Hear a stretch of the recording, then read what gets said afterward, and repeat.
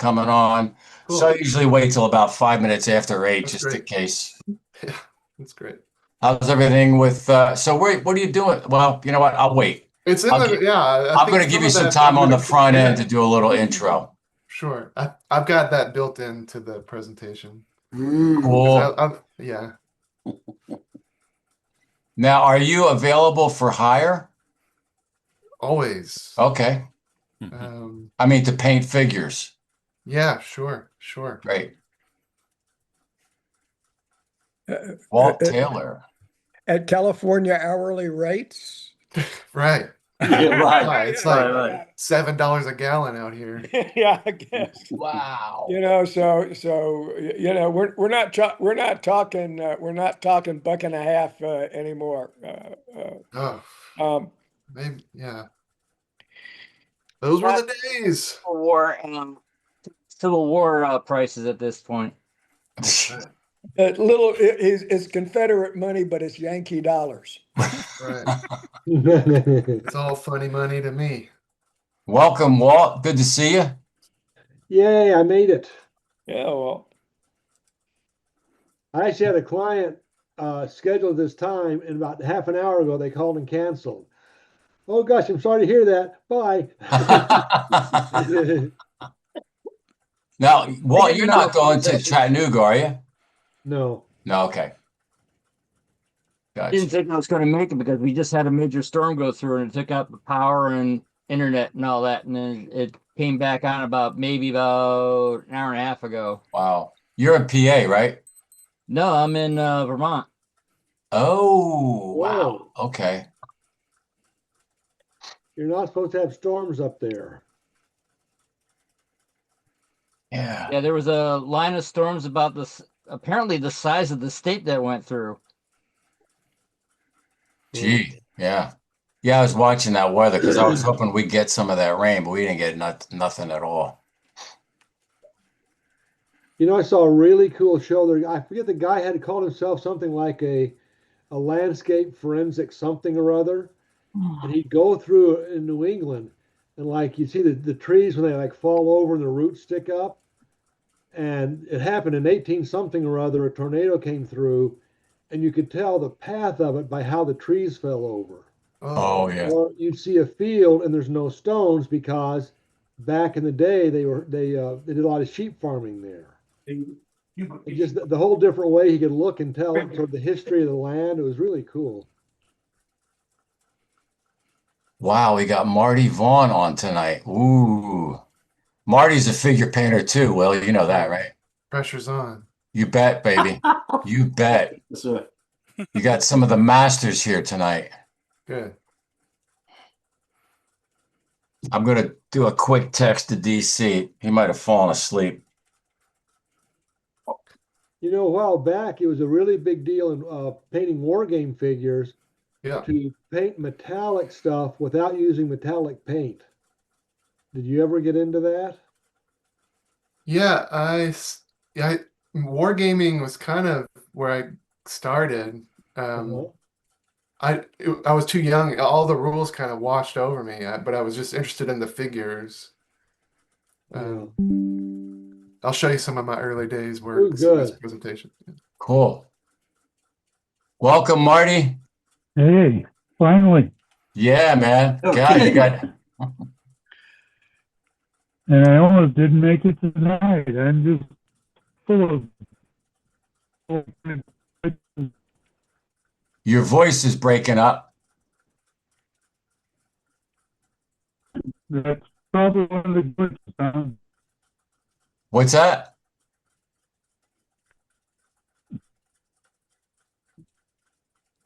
I'm having all my problems. Can you hear us all right? I can hear you fine. Great. Yeah. All right. Tom, are you planning on having this on your YouTube channel? Oh, yeah. YouTube channel and the our .org website as well. Cool. Gotcha. Yeah, the thing is, I wound up meeting somebody at the, I wound up going to the Schoharie Valley Railroad Museum, and I was talking with the I forgot it was the director. And one of the volunteers came up in and says, and I introduced myself as Ed. And she looked at me and says, "You're Ed Katie, aren't you?" And I'm like, "Wait, what?" It's like someone from a historical society knows who I am. I'm like, to find out, her name is Sue. I don't know what her last name is, but I guess she's uh subscribe. I think she's a subscriber to the Civil War Historical Society. But I Wow. guess years ago we wound up I guess exchanging emails about broad gauge and stuff like that, and she had stopped watching your videos because Discord does not really translate that well to YouTube. So she wound up stopping watching your videos. Oh, that's a drag. Okay. I'll have to But talk to Chad about that. yeah, because there's times that it's like, because she can't be here live, so she has to see the recordings. And the thing is that unlike Zoom, where you can actually have the whole big picture for like slide presentations, that doesn't seems to work with doesn't Windows? seem to work with Discord. Oh, wow. Okay. Thanks for that heads up, man. I appreciate that. Yep. All right, we got DC here. It's 8:05, and I think we're just gonna kick it in. Here we go. I also have a recording going, Tom. So if Recording in either one progress. of ours goes south, we got a backup. Thank you. Cool. So welcome, guys. Ed Caddy, we haven't seen you in a while. David is he's been around a couple of times, but he's in the middle of building a house and building steam locomotives. Um, so just a couple of quick announcements, heads up. Dan Free and DC have been working on bylaws. You might know that we're pursuing uh, to incorporate this group, the ACW Railroad Historical Society, for a variety of reasons. I'm not going to go into the details, but DC and Dan put together the bylaws, and we're going to vet them. We got a board which includes Joel, Roger Rossi, DC, myself, Paul Sismolewski, and I believe John Ott's willing to take a look to make sure we're not too much of a knucklehead situation for him to like sign up. And there's one other who I'm forgetting. Ooh, bad Tom. Anyway, so that's cool. We've got a couple of guys that are checking into a CPA for us because we're going to be filing as a 501c4, I believe, which is a social group. It's informal and it's a lot less requirements, so to speak. So that's moving along really well. As you know, the convention's coming up in Chattanooga. Enough said about that. July, of course, there's no virtual meet because we will be jamming in the Southlands. And then in August, we have Dr. Joe Bailey, who's going to do some deep dives with the Nashville and Northwestern Railroad. And then in September, we'll have Mike Willigall giving us an update on his City Point layout. And I got some openings for October, November, and December in case anybody wants to sign up for something. So with that, I really want to do a huge welcome to Will Shirey. I've met Will a number of times over at Charlie's place, and instead of saying anything, I'm just going to turn it over to Will, and he'll give you a little intro and take us on a ride. Sounds great. So I'm going to share my screen here. So I sent a request. Yep. Tom might be the one. Let me know when you can see my screen. Not yet. Okay, no worries.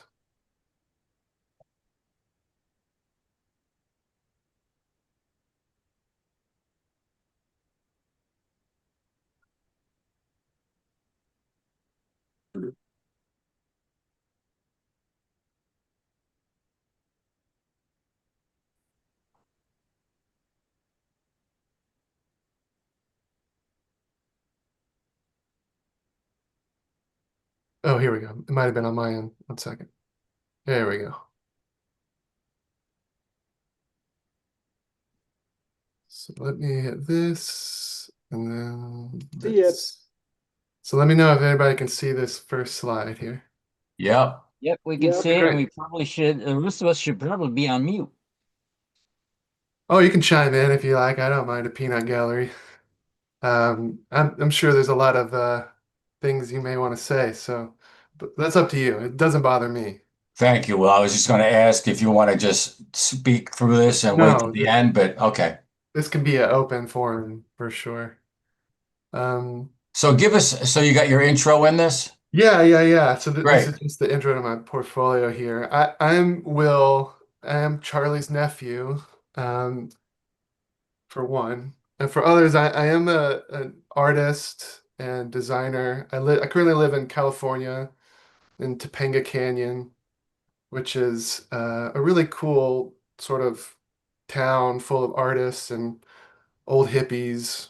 Um, Neil Young recorded a album down the street from me, and Will Geer started a theater up here, who was Grandpa Walden, for those if you recall. Yep. And I currently work at that theater now as a set designer and technical director. Cool. But I've done a lot of things over the years. And for those of you, I've been in the group since about 2010. Here's an image from 2011 of the boys leaning on a Wow. split rail. Um, some of you guys are here now, and some of these guys are driving the train over the Rainbow Bridge. Right. Well But said. I've been kind of quietly in the background. I was here. I was the one that took this photo. But um, and I've been kind of half foot in, half foot out, 1 foot in, 1 foot out rather, with the group. Um, but I've kind of been the knucklehead on a lot of these trips in the background. So there I am doing my thing. But Great. always happy to tag along. But it's really the artistry of it all that has got me intrigued in all this. The model making, the painting, the miniatures, the history, the Civil War, all of that is a little bit secondary to me personally, to be fair. Right. But I do have a history. My personal history with the American Civil War begins when I was pretty young. And here I am on annual family trips that we would take. I grew up in Memphis, and on the left here is my grandfather, and that's my mom holding me up. And we're on we would vacation annually down in the Gulf, this little place called Dauphin Island, Oh and yeah. and we would take this ferry over to Fort Morgan every year, and I know this is the picture from that because you can tell by the oil rig in the distance. So we're there on the Gulf. But a beautiful place, white sands, blue water. And Fort Morgan, still intact, beautiful fort. They still do reenactments. I mean, there was one going on there when I was a kid. Um, and this was really kind of my first intro or really my first vivid memories of sort of understanding Civil War history. So this would have, this back here was probably in the late 80s. Um, and I remember the, beautiful brickwork, but it was always so hot. Walking around Mm. this place as a little guy just took forever. But I was really kind of the most intrigued by the gift shop. And Oh boy. these figures in particular that would be there every year. And if I was, lucky enough, I would be able to take a couple home with me. And it was those kind of classic green base plastic miniatures, or toy soldiers rather, which, I looked up, or Britain's was the name of the company, and detail line. So maybe some of you are familiar with these. Pretty Oh yeah. classic. They were printed in 1971. So to me, I mean, this kind of captured like my sort of, you know, introduction rather to the Civil War, the American Civil War. And I was just, as a kid, I was just enamored with toys and miniature things, and still am. Um, but I remember these vividly, and this was always sort of the highlight of the going to Fort Morgan for me was going into the gift shop at the end and hoping they had a couple of these on the shelf that I could take home. Fast forward, I grew up and my creativity and my love for drawing and painting kind of flourished. And I went to study traditional drawing and painting techniques and landscape painting in Montana, where this is a picture of me in my studio there in Montana, probably 20 years ago, as a young man. Uh, yeah, and I learned at Montana State University is where I went to school, and they had the traditional sort of arts program, which I really gelled with, and I just was painting all the time, and really also that place, Montana, being beautiful, it really sort of touched my soul and became really sort of passionate about the outdoors and all the things there. Such an inspiring landscape. But yeah, I was trained classically, I guess, as a foundation was really important to me. So here's some of my drawing and painting. Wow. I made money, working blue collar jobs in carpentry and then painting murals around town too.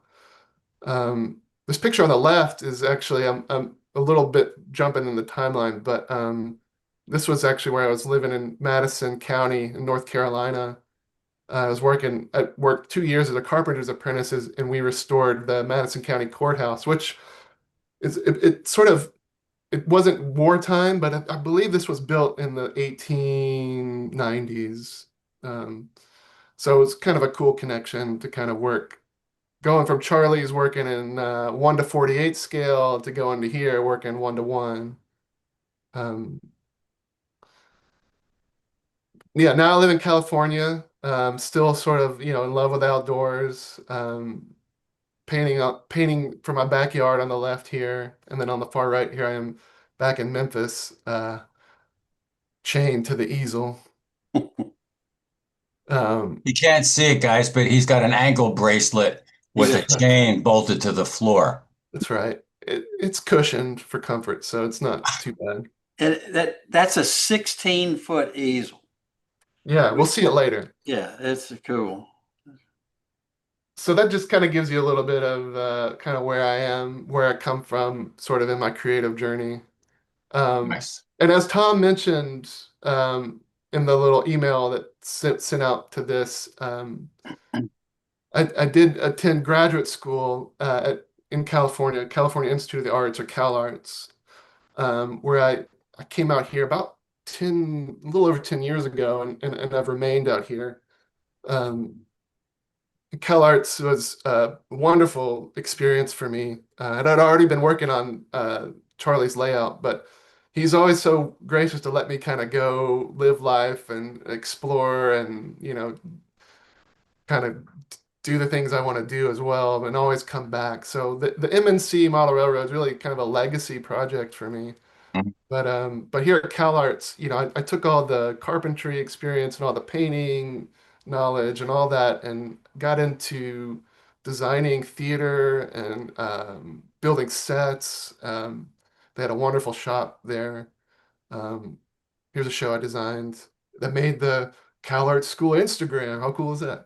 It's my little claim to fame. I was kind of notorious for being cheap. I didn't have a lot of money, and I would just scribble drawings on napkins, or I would use materials from the lunchroom, like coffee stirrers and straws and napkins, to like make models to be like, this is what I want to make.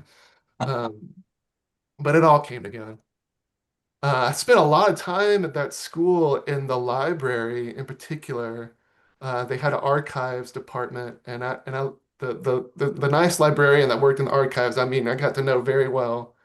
And I was really kind of on the hunt there, and just trying to learn and absorb as much as I could about how Walt Disney, who started that school, by the way, but was really intrigued by the artistry and the engineering that went into the theme parks. So I really kind of delved deep into that. It was a big reason I went to that school. And it was there I kind of fell in love with the work of Peter Allen Shaw, who was kind of become famous between me and Charlie because he was the matte painter on The Great Locomotive Chase, Wow.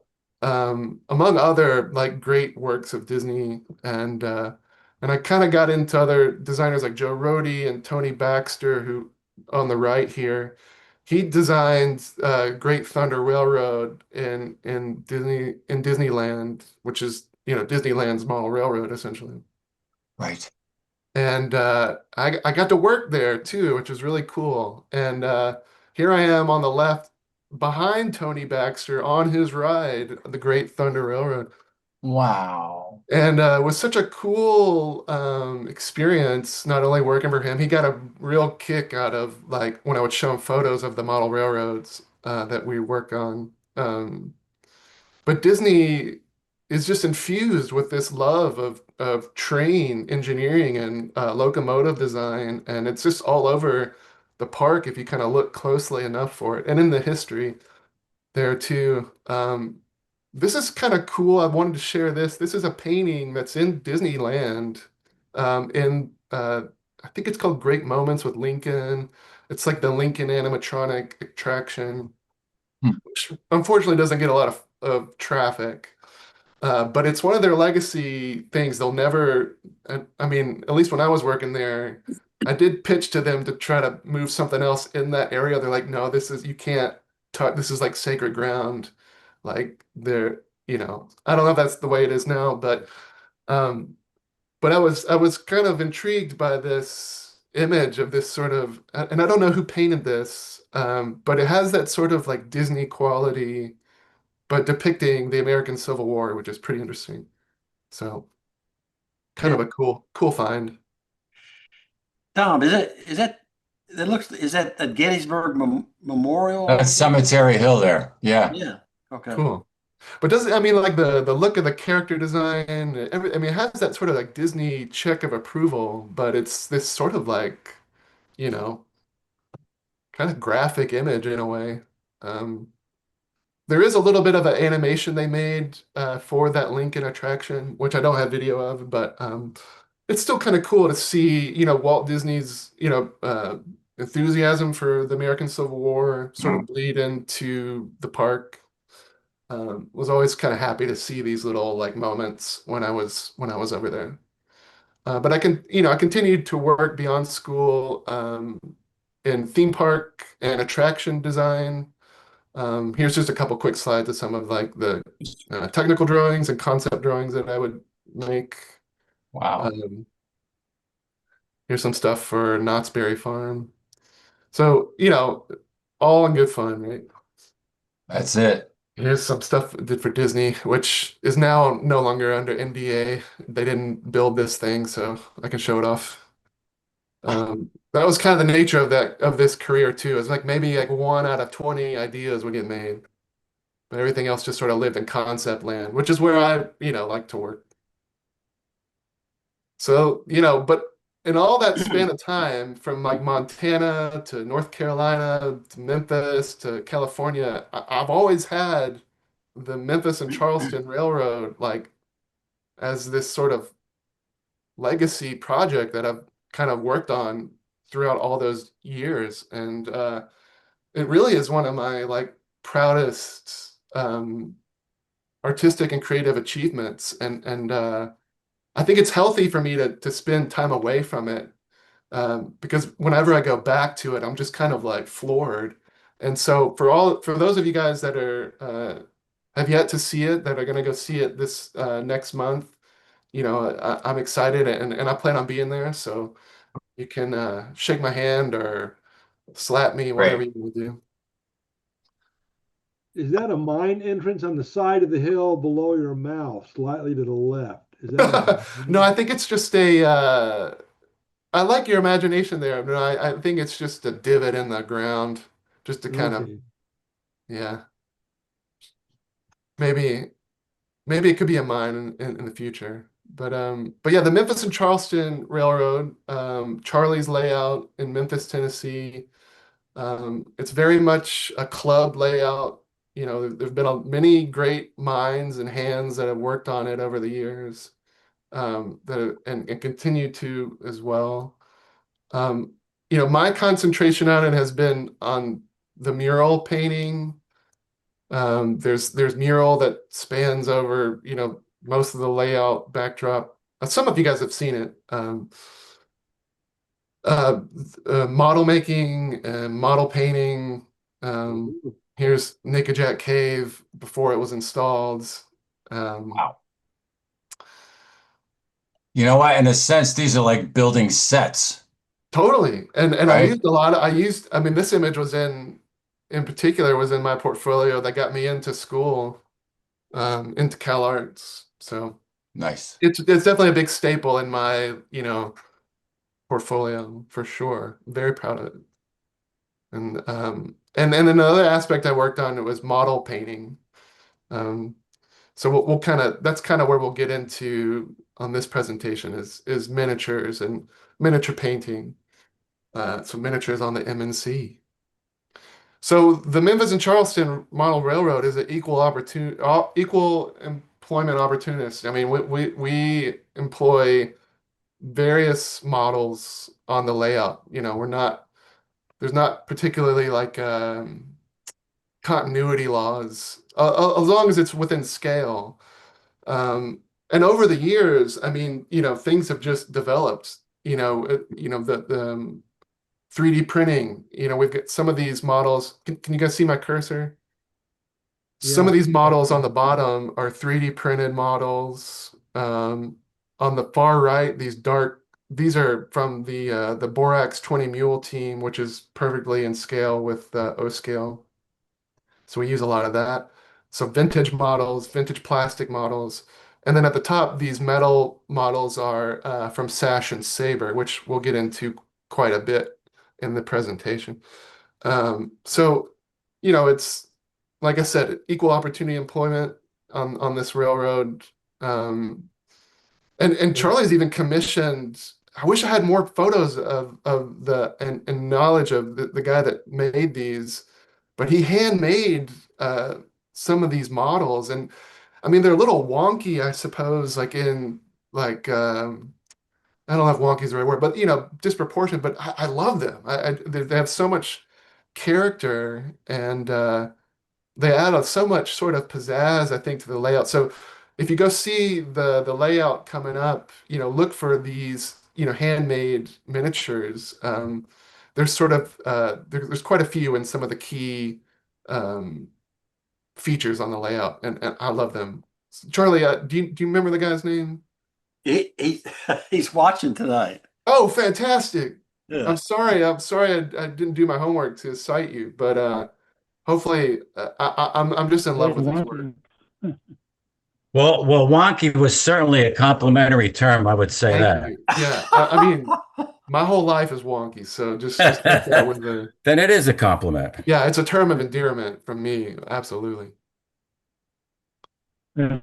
Um, yeah, I love it. You know, I sometimes think some of the 3D printed ones are almost too perfect, you know, so I tend to love these type of miniatures, and then the ones that are you know, Sash and Sabre, which are sculpted and then cast.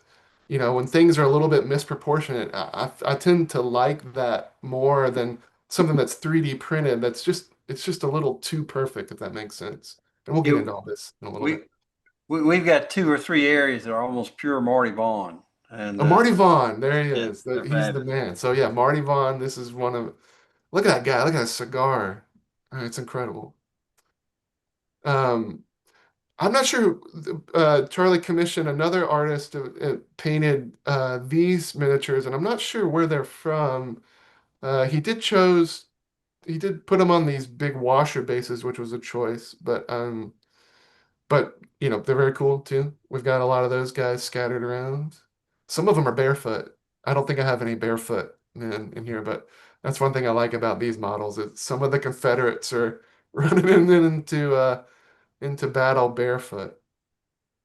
Also Woodland Scenics, man, you know, if they fit and apply, you know, again, equal opportunity is the name of the game. So here's some yeah, Woodland Scenics guys hoisting up planks to build the fort at Raccoon Gorge, Running Water Creek. Well, hearing your Disney background, I keep looking in the clouds to see if I can see shapes in there of animals and things. I have hidden a few things in the murals over the years, some that I've told and some of them I will take to the grave. Uh-oh. That's just for fun, you know, that's for me. But no, I've got a couple hidden little treasures in there. The grandkids love it. And then here's a Borax 20 mule team. Painted up. We bought on eBay. We bought as much as you know, for a couple of years there. Anytime one would pop up on eBay, I would snatch it because we needed mules, and it was the only at the time. It was the only. This is kind of before the advent of 3D printing. It was the only way we could find mules in O scale. And I believe there's probably 3 or 4 different poses of the mules in that kit, and you would of course get 20. So I have painted my fair share of those Borax mules, but they look fantastic. And this is even though you can't see, you're just sort of seeing front end of one of the Borax wagons there. This one wasn't kit bashed or anything. I just made this one sort of as is by the instructions. So that model kit came out a little bit before my time, but it was fun to put together nonetheless. If you can kind of look down in the bottom quadrant, these are some of the 3D printed models. These are some of the newer, you know, within the last 5 years, 3 to 5 years, you know, 3D printing has gotten really good. And you know, so I would say the only caveat, or maybe the only thing about 3D printing is they're pretty brittle. That's one thing I kind of dislike about them, I suppose. But you know, little greeblings or, you know, rifles will tend to break off. So there's a little bit of futzing with putting them together or keeping them intact. But I think, you know, by and large they look good. You know, again, with 3D printing, you know, it's pretty cool, but it begins to be a little weird to me because they're too realistic in a way. Like I was saying earlier, and I like a little bit of wonk for sure. So can I But ask, here's some other 3D. Oh, go ahead. on the last picture, I just had a quick question about it. Sure. First, is that hand laid track in there? That is hand laid track by Charlie Taylor. Wow. And then the scene itself blends from the painted backdrop to the actual scenery. How long does it take to learn to do that skill to get that to blend so nicely? Lifetime.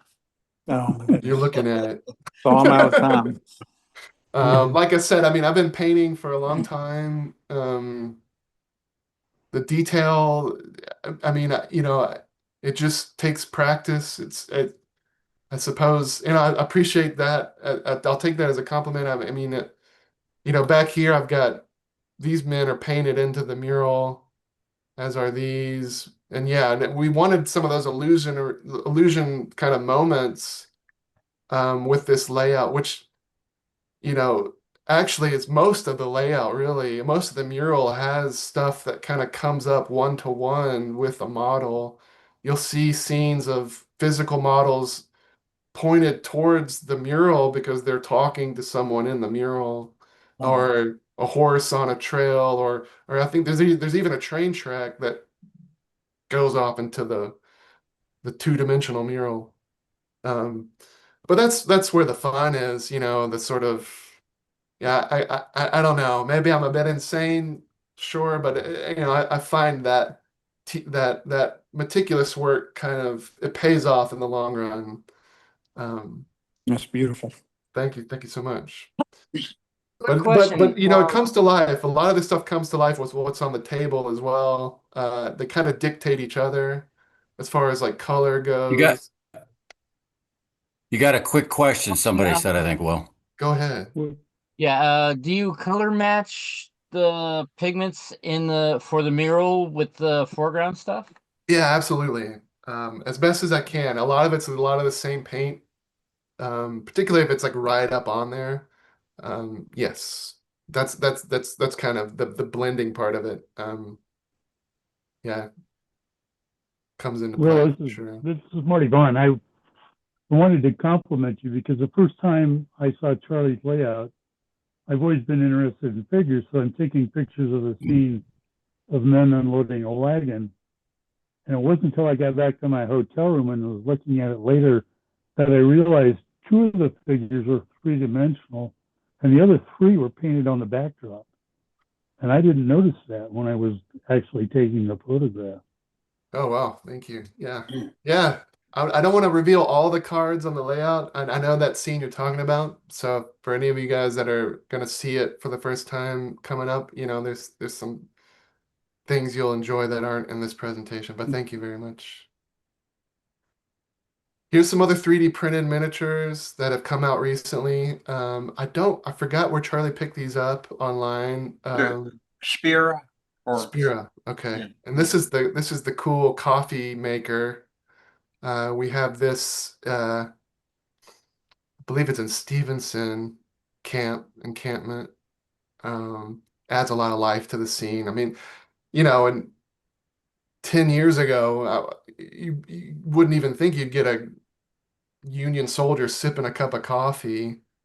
So, as a miniature without having to scratch make it yourself. So, the advent of 3D printing is very cool. I don't want it to like take away from the artistry of people like Marty or the guys that sculpt for the castings, but it's good to have both. It's a big world out there. The 3D printed stuff I think really hits well with like things that aren't organic, like these ambulances here. When they're cleaned up and painted up, I think they look pretty fantastic. So here's some of the Yes. ambulance kits that I painted. Gorgeous. And just the detail, I mean, that they can get on these prints is pretty phenomenal. So here again, they work really well as limbers, and there's that coffee maker. Man, it'd be cool to have one of those. I think I might have joked with Charlie, like, yeah, we should get one of these for the next convention, so you have it outside. The Christian Commission reenactors made one in Oh, life. fantastic. I've seen it at Gettysburg Okay, that's great. at the reenactment. So if you go there this year or any year, you may actually be able to get a cup of coffee out of it. I love it. Oh, that's great. But yeah, you can kind of like squint your eyes and see the detail that comes out of these is getting just better and better, year to year.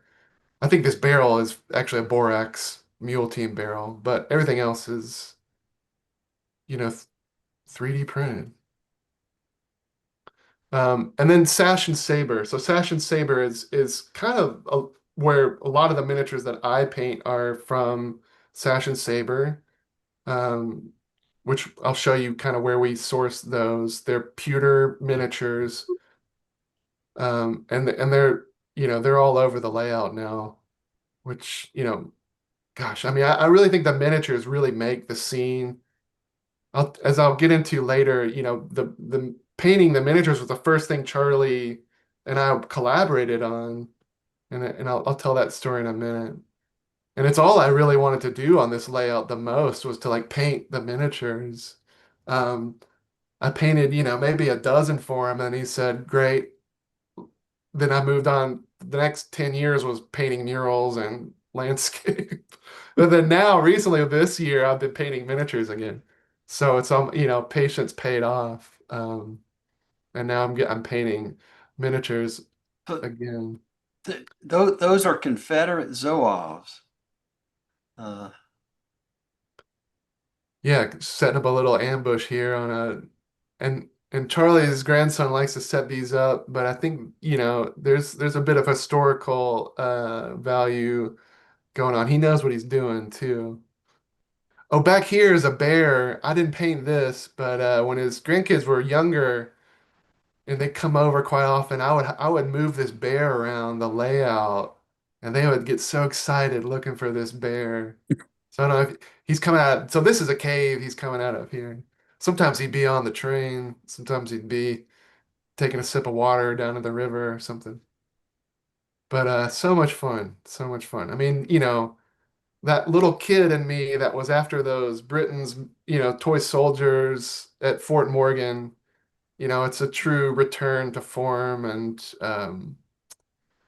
that inner child in me is thriving, playing and setting up and painting all these. It's just this is where this is where my excitement in this group is heightened when it comes to, again, to the artistry and the creative, aspects of modeling. But I've learned so much, as we'll get into, about the American Civil War through this project, and just having to kind of stay on continuity, and we'll get into that too. But with just being, as accurate as I can be with color choices and all of that with what I paint the miniatures.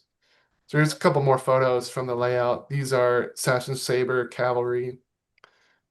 Yeah, there's some painted cavalry in the backdrop over here. This is a good scene. But yeah, Sash and Saber. It's sashandsaber.com. Charlie's been buying these miniatures before I think the first layer of, like, first track was even laid. I think he was kind of collecting some of these miniatures, which there's two sizes, and they're kind of in that war game scale. So 40 millimeter, which is a little tall technically for O scale, but we let it slide. I mean, I think a full-grown, human being is about 38 millimeters in O scale. So, the variance isn't terrible. These are just really strong, tall guys out there, I guess. And then they do cast them in 28 millimeter, which would be a little too big for HO scale, I'm afraid. But if you're, I still think it's such a great pastime that I would encourage anybody to get into, miniature painting. So even if you're modeling in HO scale, it's always a fun time to pick some of these up and give them paint. Maybe you're interested in a specific regiment or infantry unit. They've got so many different sculptures, castings of poses. There's artillery units, infantry units, cavalry, the whole gamut. And and I'm just so impressed with the sculpting of these miniatures. And I've been painting miniatures a long time, and the paint job on a miniature really can only be as good as the sculpting of the miniature. So I find so many little details in these miniatures, and they are just so historically accurate. And we'll get into later, like some discoveries I've made, and like, what is this little element on the hat or the jacket? And so that sends me down, the research rabbit hole, and like, oh, okay. So Well, I've quick learned a question. lot. Oh yeah, go ahead. So I don't want to preempt it, but are you going to be telling us a little bit about your process for like prepping and how you color them? Absolutely. I've got a Cool. whole video for you. Oh, I hope that works. Good. Yeah, same. Otherwise, I'll pantomime. But in 2010, we went. The group was in Richmond. Oh no, well, were we in Richmond? Alexandria. Right. Alexandria. And I spotted a couple Sash and Saber miniatures on Bernie's layout, who's also an O scale. And if it's good enough for Bernie, it's good enough for me. So if they're a little tall, hey, Kempinski's got it on his. So, but I spotted some of them on his beautiful layout, and that was a great trip too, to kind of before, it was really before the hammer hit the anvil on the Memphis and Charleston. I got to see Bernie's layout, and I don't think Charlie was on that trip with me, and I think it was my first kind of introduction to the group in 2010, and I'm sure a couple of you guys were like, who is this kid? And I remember Bernie was like, what are you doing? When I was taking too many pictures of his layout because I was just trying to get like good reference for what we were about to undertake. He was totally fine with it. I'm totally joking, but it was really cool to see, who I revered as, kind of a master modeler, and his process and his workbench. He kind of snapped at me when I was taking pictures of under the hood. I was taking a couple pictures of his wiring underneath the table. Yeah. But anyway, all in good fun. All in good fun. Those faces are amazing. The number 2 and 3 person there. Yeah, incredible. Yeah, and that's just a testament to the sculpting, of this company, these guys, Sash and Saber. So yeah, and it was a little bit before that. I think even in like 2009, maybe,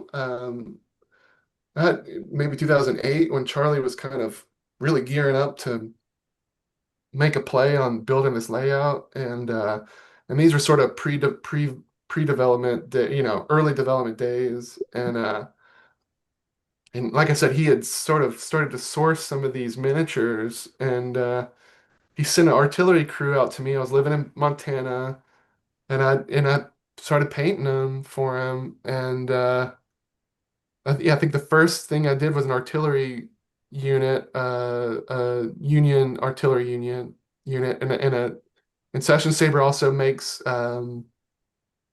this cannon, and yeah, and these were like my first strides in the first kind of work I did for Charlie, we're painting these miniatures here, and Wow.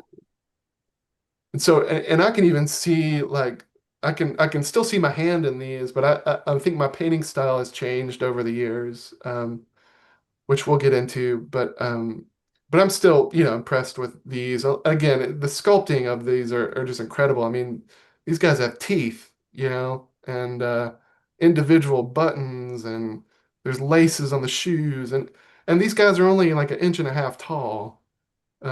So, the the nails and the limber, everything is just, it's almost like, the research they must have done.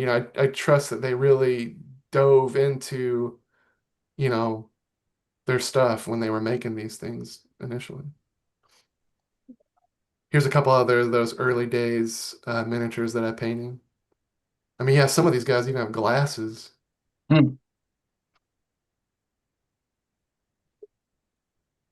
Couple Confederates.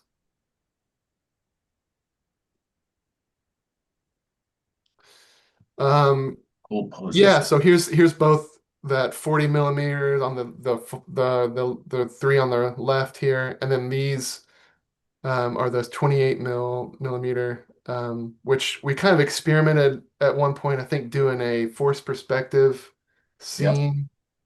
But the layout on the MNC, the tables, it just didn't quite work. I think maybe it would if you had a bit more draw on the table. But it's still kind of fun to paint. And I mean, the detail in the 28 millimeter guys is still pretty incredible.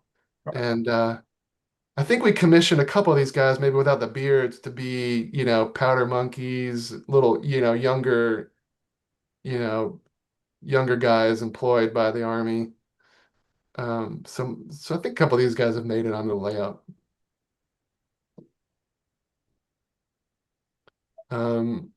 Here's sort of early days of one of the forts that Charlie built.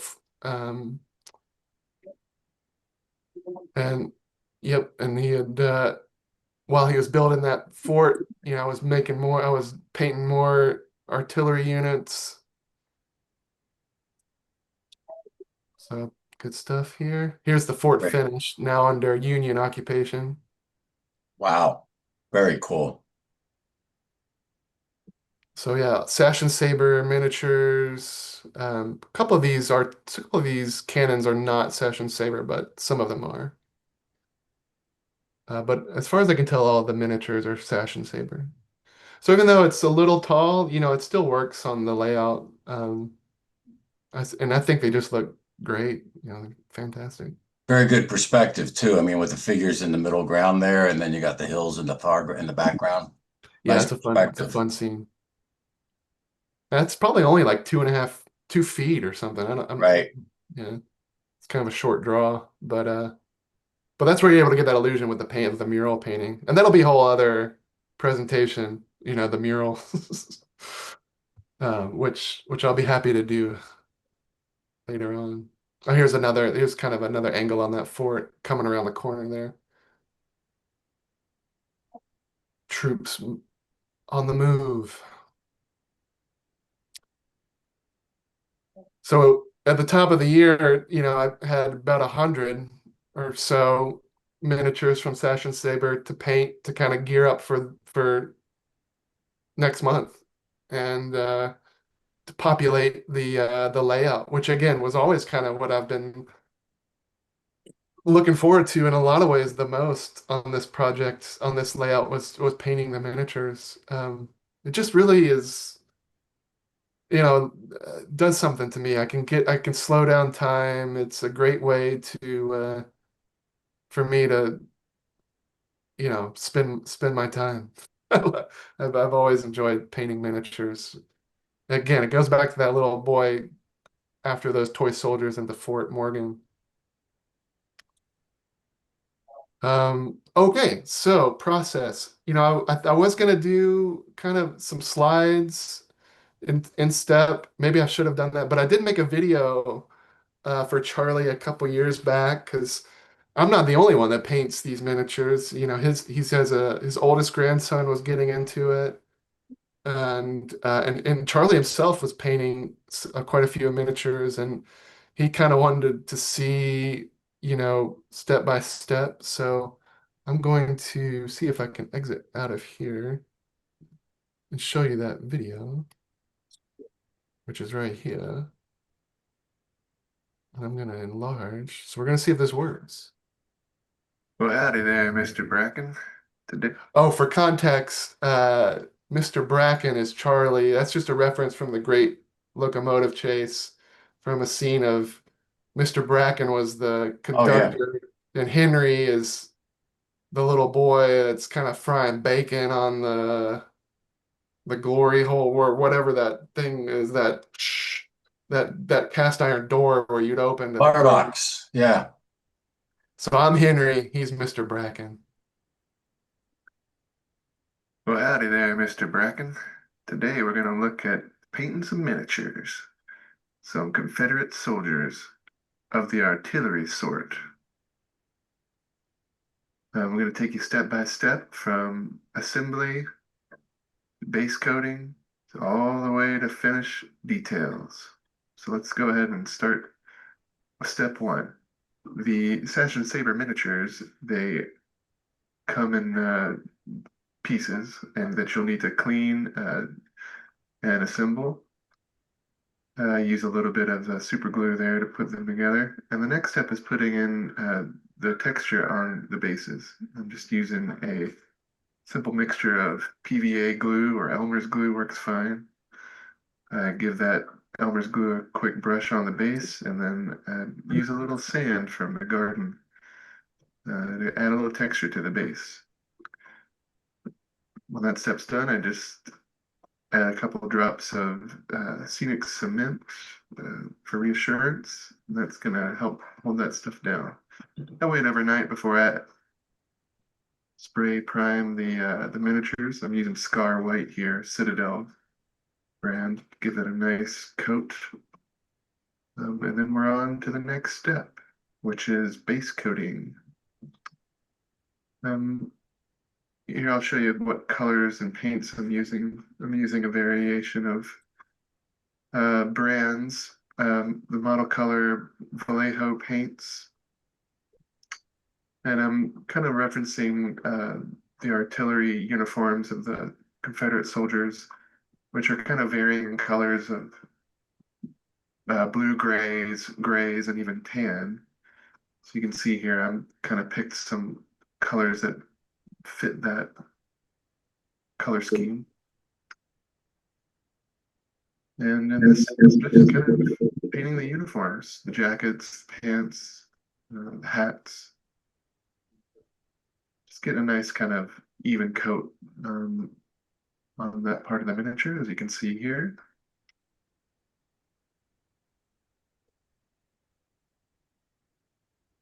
Just making sure all that the white parts of those of the jackets and the pants are covered, nice and even.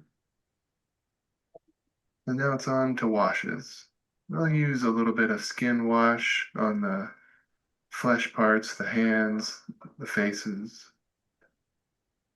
And then when the base coat's dry, I'll even go in using some Citadel Nuln Oil or some of that earth shade, sort of a brown wash over the uniforms.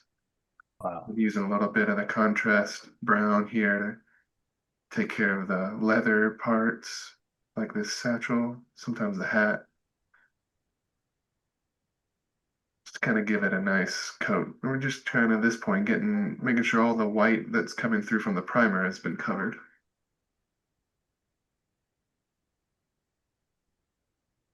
This Nuln Oil wash really kind of helps tone down the blue of this blue-gray miniature here to kind of give it more of that Confederate blue as opposed to that Union Army blue. This is the fun part too. This just really lets the miniature, the sculpture of the miniature really shine through. Those washes really kind of get in the creases around the buttons and really kind of help let the sculpture of the miniature pop out. So in the kind of next stage here, we're getting into what I call blocking. And really what this is well, I'll show you in a second, but kind of just getting into the final touches of the details. The buttons here, the teeth, maybe some skin, flesh tones covered up. But yeah, here we go, and some of the blocking. So what that means is I'm not giving a full coat over what's already been painted. I'm just kind of going around, leaving some of the negative space, some of the creases, some of the paint that's already been applied to kind of not cover that up, but let that kind of shine through and block out all the rest. And then if needed, I'll sort of add a little bit more diluted wash here and there for mud, some muddy pants at the bottom of the cuff, or highlight some more of the creases, and then we're off to the races.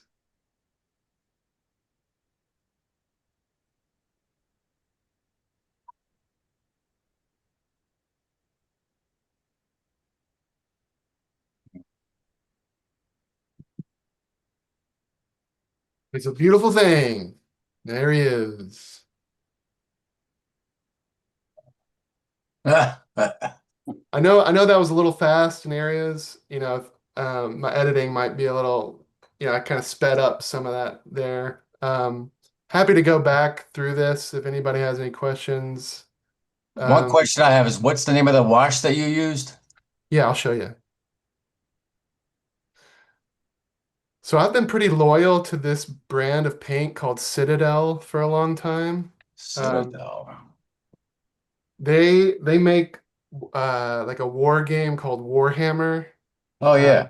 And this is their paint that goes with it. And it's wonderful. And they just have they have all kinds of paint now. One of them is their shade line. So Nuln Oil is one I use often. There's one called Earth Shade. And that's kind of what I'm going to kind of scrub through this. But that Nuln Oil is kind of what happens here. Right. Citadel Nuln Oil. I know it's a little fast, but I'm trying to stop it so it's being a little jittery. But that's kind of what gives you, right here. I'm not taking a brush and painting these lines. I'm using that kind of oil, that Nullen oil, that wash shade. It finds those creases and it kind of does a lot of the work for you. Um, so, that's how I'm able to get those hard lines around the buttons. Yep. It just kind of goes, and it's kind of like diluting paints and letting that kind of find, those pockets, those creases, those folds.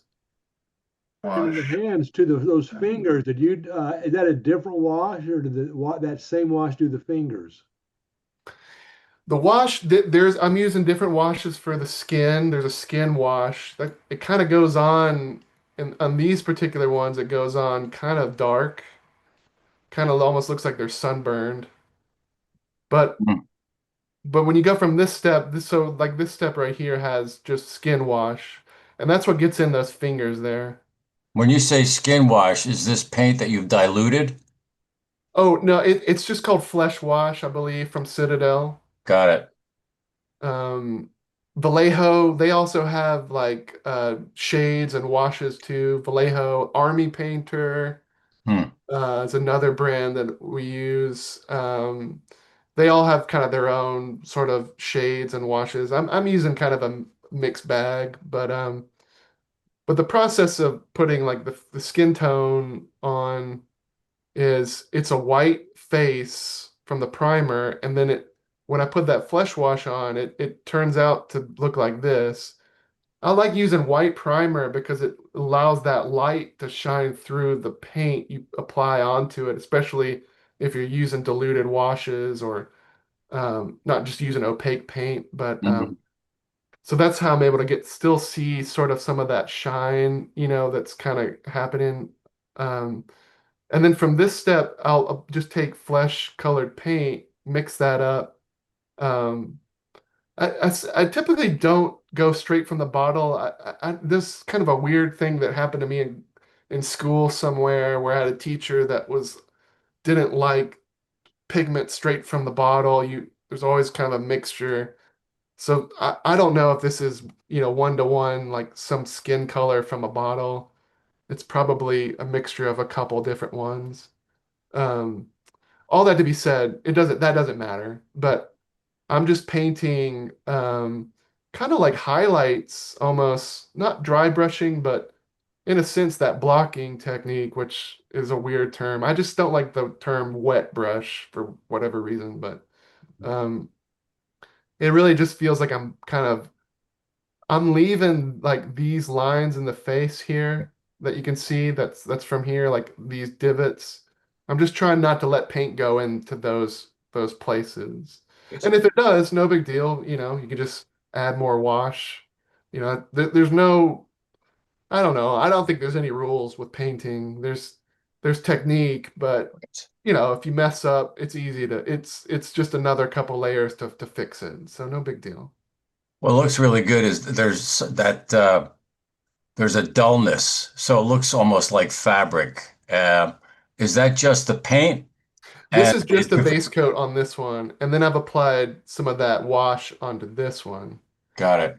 And sometimes it kind of creates a little too much. That's why I go back on top of the wash. Like this miniature here has been washed. Yep. Some places it's fine. Like the bag, I probably didn't touch the bag from here. But, I think I probably, I can hear, yeah, here's some more of the washing technique. That looks But you great. can see what I mean. Like it kind of creates an outline for you. So I know now to take black, and it's almost like I'm just kind of coloring in the lines, in Yep. some aspect when I paint that belt. Is there a particular brush brand that you like? Or no? I've got a mixed bag. These are Army Painter brushes. The brand Army Painter makes Okay. makes their own. I've been pretty happy with those. I don't really have. I'm not really brand loyal. But Army Painter helps. So yeah, in here I can kind of see where I'm painting on top of the layer that's been washed. So you can see like almost where I've got the cursor, this is a bit more opaque. I've gone back over Yeah. with a little bit more gray. Okay. Mm. Now, And I when you know say up close, gray as in wash, oh no, this would just be more like opaque paint, got like it. model Oh, paint. yeah, Yeah. yeah, yeah. hmm you could stop here on the left where I have my cursor. I mean, I just get kind of nitpicky in some respects. It's hard to define the process, but and also my standards are too high. There's a thing in theater we call the 30-foot rule, where someone in the audience isn't really gonna see the mouse you painted at the foot of the door. And I would say scale wise, when these are on the table and you're standing above them, you're probably like a couple 100 feet away from them.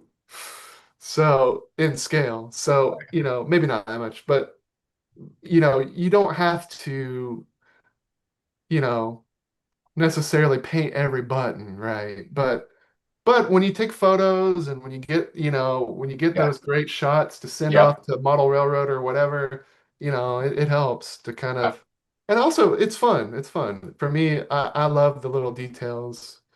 So yeah, I mean, this brush is probably Army Painter detail, hyper detail brush. That's a good looking figure. I love all the muddiness of it. Worn. Oh yeah, Yeah. right. Yeah. Yeah, just slowly layering up. I mean, take time. I know I was speeding through it in the time lapse, but I think on average, I think it takes me. I forgot maybe it's like 3 hours per miniature. Whoa. Because I'm really kind of going in there. I was just going to ask you, will you, if people want you to paint their figures, will you offer the same rate that your uncle pays you? We'll talk. Okay. Um, we'll talk. So, okay, hopefully that was informative. I've got a little bit left in the slideshow.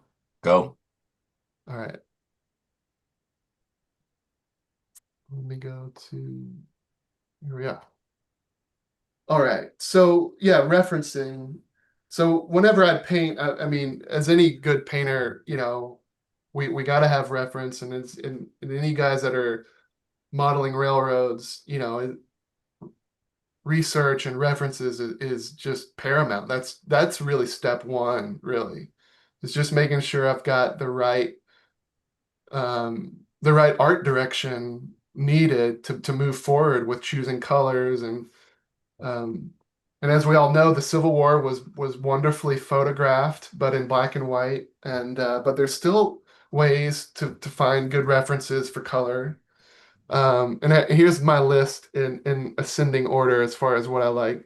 Artifacts, so stuff from real life, obviously, museums, artwork, paintings, drawings, either commissioned by a museum or, I trust that beautiful oil paintings of the Civil War, that artist was doing their due diligence with, getting things correct.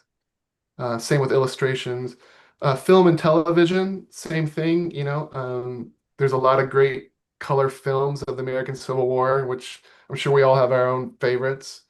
Reenactment images, guys that are doing the reenactments, they go full tilt when it comes to authenticity. So, I do trust a lot of those choices. Other painted miniatures from the web, it's good reference too. Internet forums and groups are typically a good place to find things, this group in particular. And then at the bottom of the list, AI. I'll show you some each examples of these real quick. So artifacts. So, like Tom here, there's nothing like seeing the thing in real life, and really getting a sense of kind of where these elements go. Cannons in particular. And these are a couple photos I took from some of our, group outings. So the Sash and Saber cannon comes with no instructions and all these little greeblies. and if you don't know where to put them, you kind of like, you might be up a Right. creek if you haven't done your research. So that's why, uh, and they have a couple different variations in cannons. A couple of you artillery guys would know the difference here more than I would. But these are the two Sash and Saber cannons variations. But yeah, going to see, that's what's so great about this group and going on these annual outings. It's, every now and then, depending on what you're working on, you might get the actual like one-to-one real reference right there. So, all those little greeblies, now I know where they go on the cannon. And kind of learning a little bit about what each thing does too, what holds what. Yep. So I can go back and look at those photos and kind of make the right call as far as where these little pieces go. Um, Here's a little step by step. On the left, I've primed white, the miniature. Um, on top of the white primer, I'm putting, this is kind of another Citadel brand called Contrast. It works pretty similarly to like that Nuln Oil. Gets in those nooks and crannies. And then I'm kind of doing that base coat. This one here is, I Oh, believe this mission is, models. yeah, Mission Models. It's kind They're of an good. airbrush paint, but it was just kind of dead to rights, the right sort of army green that I was seeing, I know these were probably repainted, of course, but it's Close still kind enough. of close enough, right? Yeah. So again, yeah, I kind of know now where a lot of these little accoutrements go. I might have put this one on the wrong side actually, but again, close enough. So here's these. So yeah, again, nothing like artifacts and seeing the real thing. I think this is a Kempinski model here in a museum. Um, just want to give a shout out to DC. Um, Again, artifacts can also be, you can find images online, of course. You guys know all this. Let a lot of this wash over you if I'm just speaking ignorant. But these artifacts give you a real sense of like what colors, go where and knowing what denotes, particularly with the Union cavalry, Union Army and Confederate armies, if you're painting artillery, put the yellow paint away. So yeah, there's all kinds of stuff obviously online. Artwork is another great reference. Briani Yeah, and great paint, Rocco. Italian painter. This guy knew his stuff. I mean, I'm just in awe of his handle on proportion and perspective on a two-dimensional plane is honestly unreal. But also, I trust that he was nailing the colors on these too. So I've relied heavily on Troiani actually has Taylor. an entire like haberdashery of uniforms. Oh, perfect. And I'm He's sure, got yeah, that a, makes sense. And maybe he would have somebody wear one and pose. that's exactly what he did. So, a lot of the work has been done for a guy like me, who's, I can rely on a lot of these artists before me that have Right. done a lot of the homework in a Yep. sense. Um, Illustrations too, they're coming from the almanac or wherever. Um, Osprey. mhm, Yep. good stuff. Again, stuff from, the Civil War Almanac, probably. Or maybe this could even be a painter's guide on a miniature kit or something. Hmm. That's what's kind of on the table here in front of these horses is just the model master. Sometimes you would get like a kind of an overview of like what colors to use. Wow. So that's helpful at times. These are the Sash and Saber horses sort of in process. also making sure I know what kind of horses, were used in the Civil War. And so that's been so film and television, again, we all have our favorites. Memphis and Charleston loves Disney's Great Locomotive Chase. Here's Oh actually a man. little, Wow. we call this scene on the layout the Disney cut because it steps through, and we kind of tried to cold cock this scene here. Nice job. Yeah, I remember seeing that. It's very cool. Yeah, it's a fun one. And I trust that Disney, again, he was doing his due diligence with putting this Civil War in color. I trust his art direction and Peter Ellenshaw, who was on this project, and the art department and the costumes team. I mean, this is the Disney standard. I've worked for them. It's no joke. Other favorite of mine, Glory. Mhm. Just great film, but also, you just trust the homework that the art department and costume design did. So I love referencing these films. I've even hit a couple of my favorite characters in the layout. So here's Kevin Costner in miniature form that I've kind of pieced together. So there's Dances with Wolves right here. Nice. Reenactment photos, again, good source of inspiration, particularly with Confederate Army, where it wasn't so uniform in the uniform color, so to speak. It was kind of a mixed bag. Right. Kind of looked like a, peppercorn, just all kinds of different shades of browns and grays and tans. And, you can kind of trust that these guys, again, kind of know what they're doing. Yeah, I don't know about the shoe choice. Yeah, pretty good. Every now and then you'll see somebody wearing like a Rolex or something. But well, maybe not a Rolex, but Timex. Do you know what I'm saying? Yeah. Um, also I don't know who painted this image on oh, I'm sorry. But sometimes I look at other painted miniatures.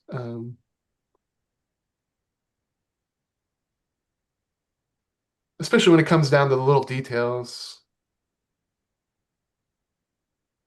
So as I've been working on this, especially with these particular models, Sash and Saber, I've made a couple little discoveries where I'm like, what is this? In the detail.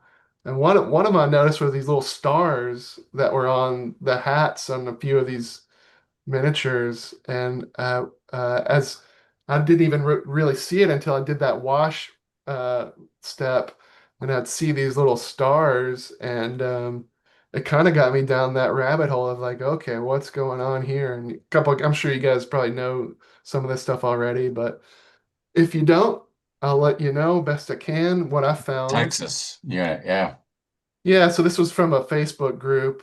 Somebody found one. I think it was a metal detector, treasure hunter type, found one of these metal stars. Um, and yes, Texas Star hat. So that could be what Session Saber was going for. I did kind of dig a little deeper. There's another forum I was on where Oh this wow. this this slide explains that there one of the most famous down here on the third paragraph, the Bonnie Blue flag was presented to the Mississippi Secession Convention. Amid cheers after the Ordinance of Secession was passed in 1861. It was soon after applied to the state flag. That might explain why the Lone Star, is what they call that, was also worn by so many Mississippi troops. So it's appropriate to the MNC, as far as I'm concerned. A couple of these guys were probably down there in the Southern Regiment. So did a little more digging and found some old portraits. And these are from the Alabama infantry. And here Interesting. they have the star on their hats. Wow. So I just, I totally would not have picked this up if it wasn't for those miniatures and that detail and the homework that sculptor did to do that, which led me down this fun little discovery path, which I thought you guys would Interesting. appreciate. Um, here's Private John Jones. Wow. Uh, Interesting that all these different regiments had a star on their hat. yeah. That's wild. And I haven't dug much further than this. Other just kind of making sure I wasn't putting like, oh shoot, this hope this isn't like the troops from Connecticut or something. I'm putting on the Confederate soldiers, but yeah, you just making sure I was doing my due diligence there, and it turned out all was good. Kind of a cool little discovery through the beauty of miniature painting. Charlie? This interesting to me. I may have two great whatever grandpappies from the 39th Mississippi. Really? I'm this Let me fascinates. see. I can kind of see a family resemblance. The eyes are a little too close, but Yeah. he's kind of got that Taylor beard, bushy brow. Yeah, you never know. But happy to have a couple of these Lone Star Oh, look at that. units on the layout now. So there's just so much history and little things, little details like this that are on Charlie's layout that sometimes are on purpose and sometimes just kind of happen by happenstance, and then that sort of you know sometimes beautiful happy accidents happen too. Yes. And I think that's kind of the joy of painting. Okay, AI, just real quick, AI is kind of wild, and if you Google search Civil War AI, you'll get a lot of mixed bag. And I like to, I mean, as far as of now, 2026, I mean, this stuff's getting better and better, and or I don't know, better, but anyway, AI to me for now is like the telephone game, we play as kids, where you start at the end of you get a line of kids up, you tell one kid at one end of the line, like, slimy worm. And then he tells the guy next to him, and he tells the guy next to him. And by the end of it, it comes back as, Frederick Douglass or something, something wildly different. So So it starts as right. I mean, that was a bad example, but you get the idea. So I kind of feel like AI is a little bit like that. It's cool to run an image like this through AI to color it, but look what happened to the belt. We lost some authenticity there.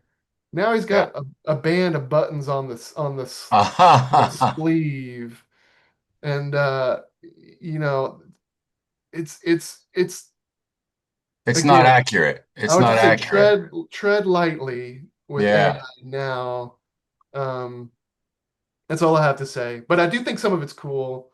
I've seen Bernie Kempinski animate some of his miniatures with AI, and that's got Charlie and I kind of like, whoa, Yeah.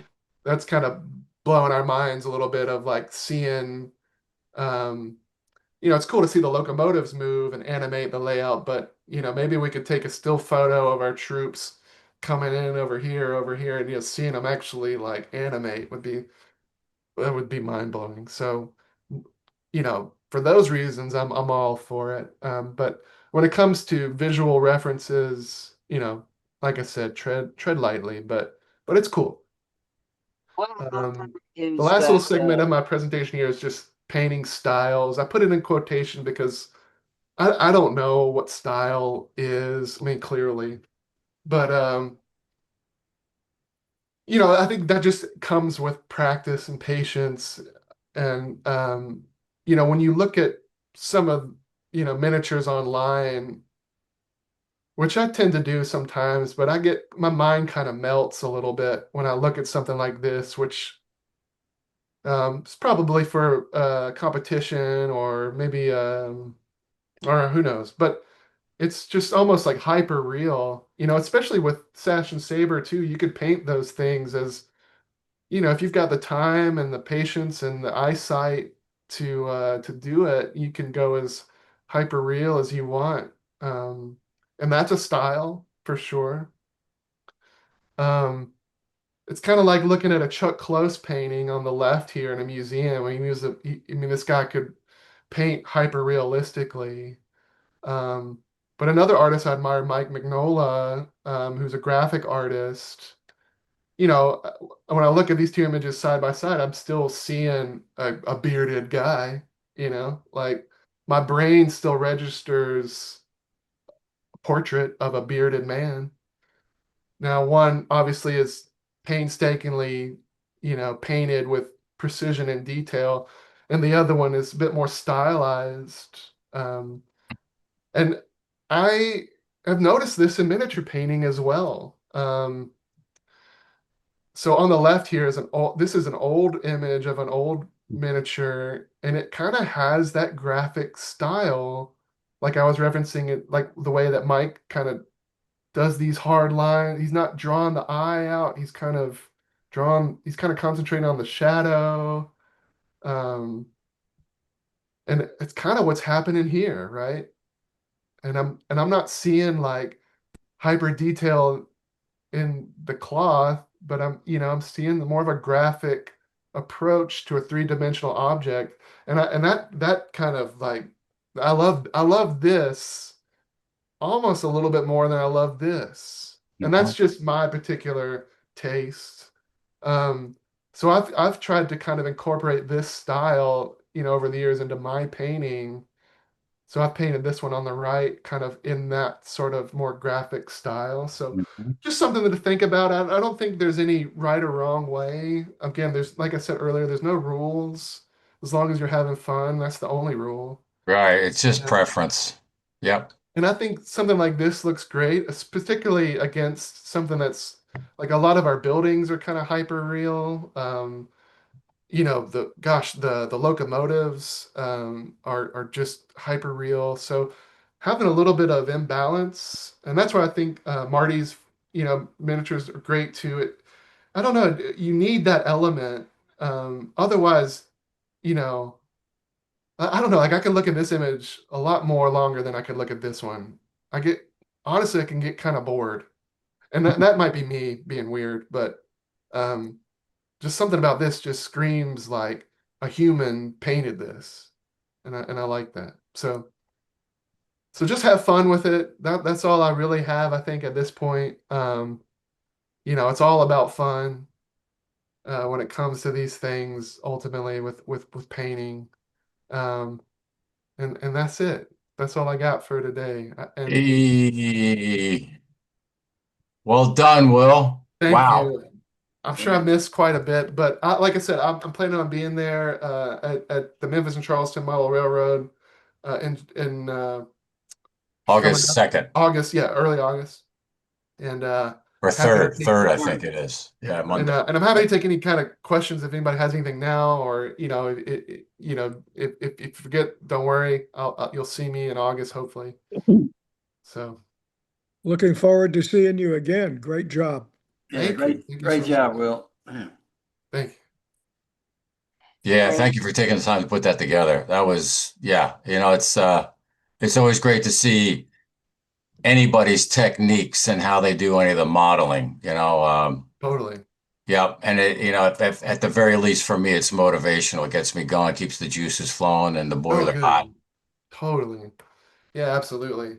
I mean, that's what I get most out of it too. And Tom, you're an amazing modeler, and I think back on when I go to the group events, they're really cool. I mean, there's always just a little something for everybody in this group. If you're in it for the history, that's clearly there. Or I can't remember this guy's name, but he like wheeled in a layout into the hotel, and I just kind of went wild over that. Was that Dave Borkman? It might have been. It was in Joel. Chattanooga years back, and I had a picture. Oh, of is it. that Bernie's layout, Joel? It wasn't Bernie's, but Yeah. again, yeah, seeing Maybe Bernie's Joe. layout, Oh, Joel. Was it the N scale layout? Yes, Oh, yeah. that's Joel. Yeah. That's Okay, me. cool. Yeah, it'll be there. I love, there's just, yeah, like you said, Tom, it just gets those juices firing, and yeah, going back to that little guy in Fort Morgan that I was after those little toy soldiers. I mean, that's it for me. Matter of fact, Bernie added 4 feet to the N-scale layout. Oh, cool. And that's great. Roger Rossi is added 4 feet. And Mark? Mark's got a couple of feet in there. So I love it. it's going to be a little bit bigger. And I may have a couple of in progress works for Bristow Station, which will be right next door to you, Mark. Love it. You know, just to give you guys an idea of the convention, you know, Joel's always on point for our special interest group. And all the SIGs are going to be in one room.